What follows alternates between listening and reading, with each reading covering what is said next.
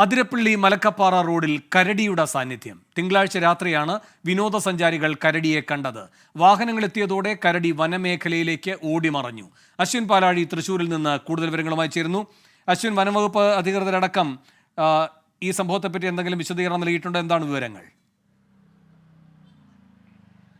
വേണു, തിങ്കളാഴ്ച അർദ്ധരാത്രിയോടുകൂടിയാണ് അതിരപ്പള്ളി മലക്കപ്പാറ പാതയിൽ പുളിയിലക്കരയ്ക്ക് സമീപം ഈ കരടിയുടെ സാന്നിധ്യം കാണുന്നത്. വിനോദസഞ്ചാരികൾ ഈ റോഡ് വഴി, അന്തർ സംസ്ഥാന പാതയാണ്, ഈ റോഡ് വഴി വിനോദസഞ്ചാരികളുടെ വാഹനം പോകുമ്പോൾ റോഡിനൊരു വശത്തു നിന്നും കരടി ഈ വാഹനത്തിന് മുന്നിലേക്ക് വരികയായിരുന്നു. അതിനുശേഷം ഏകദേശം ഒരു 100 മീറ്ററോളം കരടി വാഹനത്തിന് മുന്നിൽ തന്നെ സഞ്ചരിച്ചു. കൂടുതൽ വാഹനങ്ങളെത്തി ഹോണടിച്ചതോടുകൂടിയാണ് കാട്ടിലേക്ക് വീണ്ടും കയറിപ്പോയത്. മറ്റ് അനിഷ്ട സംഭവങ്ങളൊന്നും ഉണ്ടായിട്ടില്ല. പിന്നീട് ഈ വനംവകുപ്പിനെ അടക്കം, പോലീസിനെ അടക്കം വിനോദസഞ്ചാരികളെ വിവരം അറിയിച്ചിരുന്നു. ഇന്നലെ അടക്കം ആ മേഖലയിൽ കരടിയെ കണ്ടു എന്ന് പറയപ്പെടുന്ന സ്ഥലത്ത് വനംവകുപ്പും പോലീസും ഒക്കെ പരിശോധന നടത്തിയെങ്കിലും പിന്നീട് ആ കരടിയുടെ സാന്നിധ്യം അവിടെ കണ്ടെത്തിയിട്ടില്ല.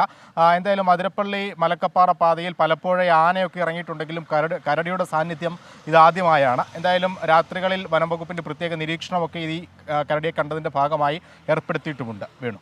ശരി, അശ്വിൻ പാലാഴിയാണ് തൃശ്ശൂരിൽ നിന്ന് വിവരങ്ങൾ നൽകിയത്.